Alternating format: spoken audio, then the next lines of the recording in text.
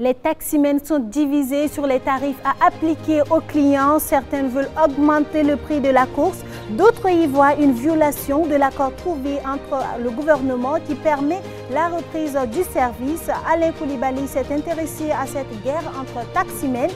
Son reportage dans quelques instants. Des combats à main nue, un nouveau jeu dangereux auquel se livrent des adolescents dans les artères de Ouagadougou. Des scènes de violence qui ont choqué l'opinion et enflammé la toile. Plusieurs de ces adolescents ont été interpellés. Dans ce journal, le témoignage de Aziz Dabo qui a donné l'alerte sur ce phénomène. Les résultats des municipales au Bénin sont connus. La mouvance présidentielle se taille à la part du lion. Plus de 80% de conseillers élus sous la bannière de l'Union progressiste et le bloc républicain des partis proches du président Patrice Talon. Les détails dans votre LCA 20h. Bonsoir et merci de nous suivre. Pour commencer, direction Gangawal, à quelques 25 km de Dori. Là, un accident de la circulation impliquant un véhicule pick-up de la police nationale a causé la mort de 6 personnes. 2 autres personnes sont gravement blessées. Nous ne disposons pas encore des détails officiels de cet accident. Selon nos sources, le véhicule aurait fait un tonneau. Les services de transport urbain reprennent timidement après plusieurs semaines de suspension dans le contexte du Covid-19. Un protocole d'accord signé entre le gouvernement burkinabé et les fédérations syndicales des taximans impose une réduction de passagers pour tenir compte des impératifs de distanciation. Mais une des fédérations a décidé de rehausser le tarif des taxis, une décision qui pourrit le climat social. On en sait plus avec Alain Koulibaly et Bachirou Sawadogo. Près d'un mois déjà que le transport urbain a repris son cours dans les grandes villes du pays. Une reprise soumise à un protocole d'accord signé entre le gouvernement burkinabé et les fédérations syndicales qui peinent encore à être respectées. Pour cause, un imbroglio savamment orchestré par la Fédération nationale des taximans et des travailleurs du secteur des transports du Burkina, dont le premier responsable aurait falsifié l'accord officiel afin de surenchérir le coût du transport à 500 francs CFA. Créant alors une scission entre les autres fédérations syndicales et le ministère en charge des transports. Quand on a signé l'accord, il y a un président des syndicats qui était le jour qu'on a signé l'accord avec le ministre, qui est allé enlever la première page, là où on a signé l'accord, là où on ne parlait pas de prix, et il est allé falsifier, dire que le prix de taxi est à 500 francs. Et il est sorti maintenant partager ce volet-là aux taximans. Donc c'est ça qui a envoyé la polémique. Et nous, on n'a pas accepté. On a interpellé même d'abord devant le ministre en disant au ministre, c'est notre protocole d'accord qui est ressorti ou bien c'est le même protocole d'accord qu'on a signé ensemble. Le ministre a dit qu'il n'y a pas eu un autre protocole d'accord. J'ai dit, mais nous, on a un autre protocole d'accord qui dit que le prix du taxi est augmenté. Et le ministre lui a dit, qui t'a dit de le faire? Il a dit que c'est lui qui a fait. Le ministre a dit, c'est ça. Si c'est toi qui l'as fait, il faut bourrer aller le démentir parce que tu veux me créer des projets. Je n'ai jamais dit que le prix du taxi est augmenté. Vous voyez, ça, c'est l'accord. Le vrai accord qu'on a signé avec le ministre comme ça. On ne parle pas de prix de taxi. C'est les accords qu'on a signés que j'étais en train de vous dire. Et vous voyez que dans cette page, ça a été paraphé par moi-même, ça a été paraphé par le falsificateur et ça a été paraphé par le ministre. Et vous avez vu que dans ce volet, les signataires sont là. Ça, c'est le ministre des Transports lui-même qui a signé. Ça, c'est moi-même, le président de la fédération qui a signé. Ça, c'est le président et le léger de ce traco. Et ça, c'est M. Kiemel lui-même qui a signé. Comment se fait-il que toi-même, tu assistes à cette signature-là et tu parles de falsifier? Pour l'auteur de la faute, il s'agirait d'une erreur de sa part. Une erreur dont il mesure les conséquences et qu'il assume entièrement. Bon, c'est une erreur technique. Souvent, si vous êtes entouré du milieu de sang, vous pouvez embrouiller. Bon, mais moi, j'assume, je prends la responsabilité. Moi, quand je fais une erreur, j'accepte l'erreur que je fais. Vous savez, les syndicats, les gens discutent. Les gens ne sont pas d'accord. Quand les gens ne sont pas d'accord, je dis d'accord, il n'y a pas de problème. Ça veut là-bas les papiers. Moi, j'ai enlevé les papiers, il a pas fait une photocopie. Mais les photocopies que j'ai fait, ça fait une erreur de prendre les mauvais là, ajouté, parce que tout était déjà gravé. Parce qu'avec discussion, parler à gauche, à droite, avant que je me rende compte, c'est déjà consommé. Ceux qui sont partis avec ça sont partis avec ça. Je me suis rendu compte après. C'est maintenant d'autres groupes qui sont venus après. J'ai refusé même de les mettre les papiers. J'ai dit de déjà faire une erreur. Je ne vais pas donner encore des papiers différents. Bon, le reste là, comment ça va arriver, moi j'assume le coup qui va m'arriver, j'accepte parce que j'ai fait erreur. Oumarou Kiema invite par ailleurs ses membres à se soumettre au protocole d'accord signé avec le gouvernement au risque d'encourir les peines dont il décline désormais toute responsabilité. Je le dis encore aux gens de ne pas respecter ce que moi j'ai donné. Voilà, de prendre une mesure d'État, l'État a dit 300, c'est 300. Moi je vous ai donné papier, c'est 500, c'est faux ce que j'ai donné, c'est pas ça. Ne prenez pas ça. J'ai bien dit, celui qui refuse de ma main de papier, que vous prenez ça là, vous montrez des gens en ville pour travailler. Si la police les prend, moi je ne suis pas responsable. Du côté des taximens, les avis sont divergents. La réduction du nombre de passagers à 3 serait la cause de cette hausse du prix. Il faut donc s'accommoder à ces mesures, bien que difficiles pour la majorité d'entre eux. Les mesures prescrites par le gouvernement ne nous arrangent pas, nous les taximens. Réduire le nombre de passagers diminue considérablement nos bénéfices. C'est pour cela que nous avons augmenté le prix du taxi à 500 francs pour pouvoir s'en sortir. Moi, je ne suis pas au courant de ces mesures prises par les syndicats. S'ils veulent qu'on continue de faire le trajet à 300 francs, qu'ils nous permettent d'augmenter le nombre de nos passagers. La reprise de nos activités est profitable à tous. Cependant, cette polémique sur l'augmentation des prix du transport urbain est infondée. C'est plutôt une incompréhension entre les différents syndicats qui a engendré toutes ces difficultés. Pour ma part, cette maladie n'est pas éternelle et pour la vaincre, il faut qu'on se plie aux mesures édictées par le gouvernement et ne pas céder à la surenchère. C'est ensemble que nous pourrons vaincre cette maladie.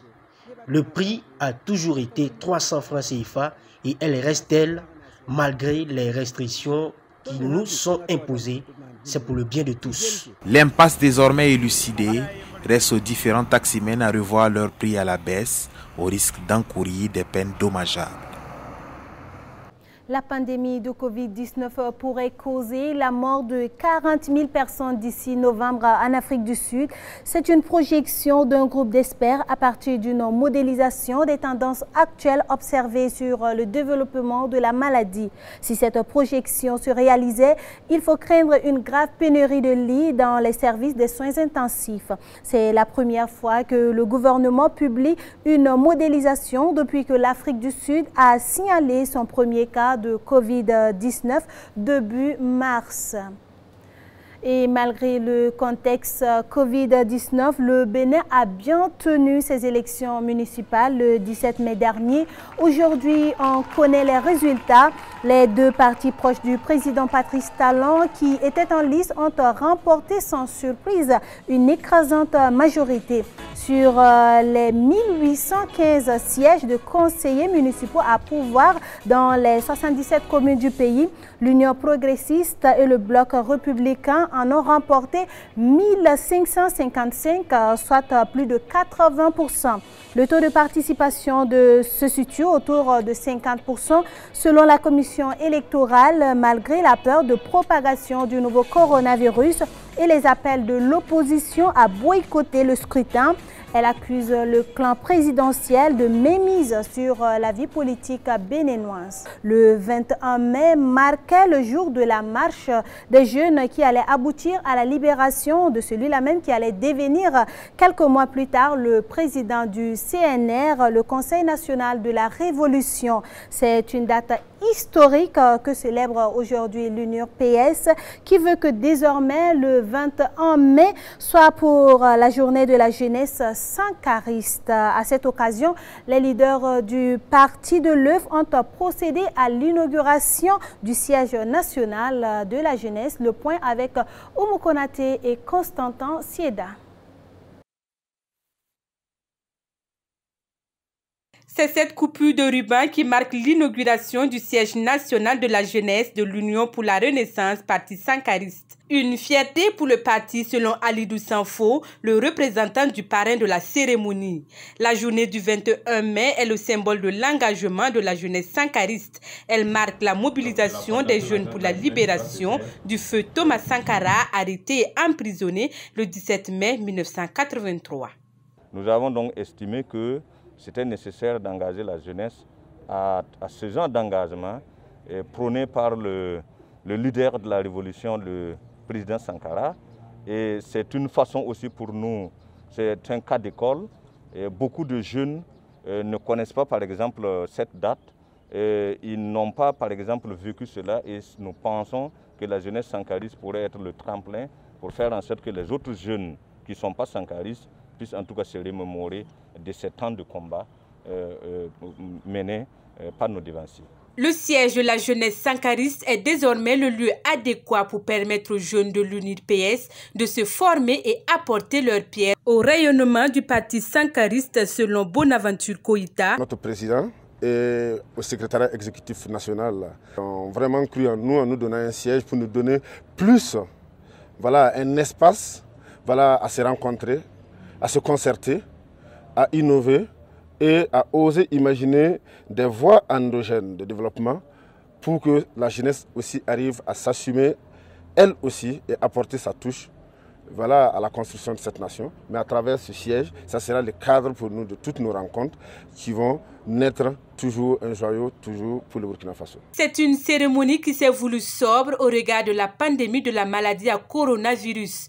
À partir d'aujourd'hui et ce pour toujours, la journée du 21 mai est décrétée au sein de l'UNIRPS, la journée nationale de la jeunesse sankariste au Burkina Faso.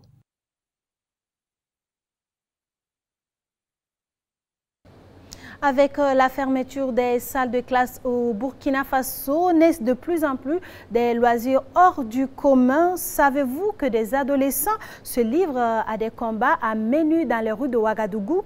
Se battent-ils pour de l'argent ou pour des raisons sentimentales? Les causes réelles de ces scènes de violence ne sont pour l'instant pas encore précises. La police a cependant mis la main sur plusieurs d'entre eux qui sont à majorité des élèves, comme nous l'explique Ahmed Onanima dans ce reportage. La scène se déroule à la ZAD, à quelques encablures du salon international de Ouagadougou, le CIAO. À main nue, ces jeunes qui se battent sont pour la plupart des élèves. Ces images, ayant fait le tour des réseaux sociaux, suscitent des interrogations de part et d'autre. J'avoue que lorsque j'ai reçu ces vidéos, tout d'abord j'étais très choqué et ensuite très en colère. Je me suis demandé si c'est bien dans la ville de Ouagadougou que ces vidéos sont tournées, que ces actions de violence sont faites. Qu'est-ce qui n'a pas marché? Qu'est-ce qui se passe? Où allons-nous? Je continue toujours de m'interroger. Indigné, le porte-parole de la nouvelle alliance du Faso, la NAFA, dit vouloir attirer l'attention des parents, mais aussi des autorités ayant la responsabilité de rétablir l'ordre dans la capitale. Mon objectif était d'interpeller les parents tout d'abord, ensuite les autorités communales, voire celles nationales, sur les agissements de certains jeunes dans la ville de Ouagadougou. Ces jeunes devraient user de leurs énergies pour en tirer profit et contribuer grâce à leur dynamisme à l'essor du Burkina, plutôt qu'à commettre des actes insensés, nous confie-t-il. Au vu de la gravité des faits, je ne saurais donner des justificatifs à ce type d'agissement. Est-ce l'effet des réseaux sociaux? Est-ce l'effet de certains jeux vidéo? Est-ce l'effet de la télévision? Toujours est-il qu'il serait judicieux que cette énergie débordante de cette jeunesse puisse être redirigée vers des activités, vers des actions qui pourraient profiter tout d'abord à la jeunesse et ensuite à toute la communauté du Burkina Faso. Les forces de défense et de sécurité interpellées par les internautes ont été promptes à réagir. Les adolescents identifiés dans la vidéo sont entre les mains de la brigade de recherche du commissariat central de Ouagadougou. Ils seraient toujours en garde à vue en attendant la suite des enquêtes. Les combats devant le public sont en général filmés et partagés dans les groupes WhatsApp. Et puis la France acte officiellement la fin du franc CFA en Afrique de l'Ouest. Paris renonce au dépôt auprès du Trésor français de la moitié des réserves de change de la Banque centrale de l'UEMOA et se retire de ses instances de gouvernance. Le Conseil des ministres français a adopté le projet de loi mettant fin au franc CFA dans les 8 pays d'Afrique de l'Ouest. Lourde du symbole colonial, cette monnaie sera remplacée par l'ECO. La France se retirera également des instances monétaire ouest-africaine, mais sans renoncer pour autant à son engagement financier en Afrique à un moment où le continent est frappé par la crise du nouveau coronavirus. Et puis pour clore cette édition, une pensée pieuse pour Ngarsou Kolsia. Il a cassé son micro aujourd'hui à Bamako où il résidait depuis une dizaine d'années. Présentateur et rédacteur en chef de la chaîne de télévision panafricaine Africable, Ngarsou Kolsia est diplômé de l'Institut de formation aux techniques de l'information et de la communication IFTIC. Il a exercé l'essentiel de sa carrière au sein de cette chaîne, au sein de laquelle il a gravi des échelons. Mais il y a quelque chose de plus fort que la mort, c'est la présence des absents dans la mémoire des vivants. C'est sur cette citation de Jean Ormeson que se termine cette édition de 20h de LCA. Merci de l'avoir suivi. Benjamin Kwame vous retrouve demain à la même heure. Bonsoir.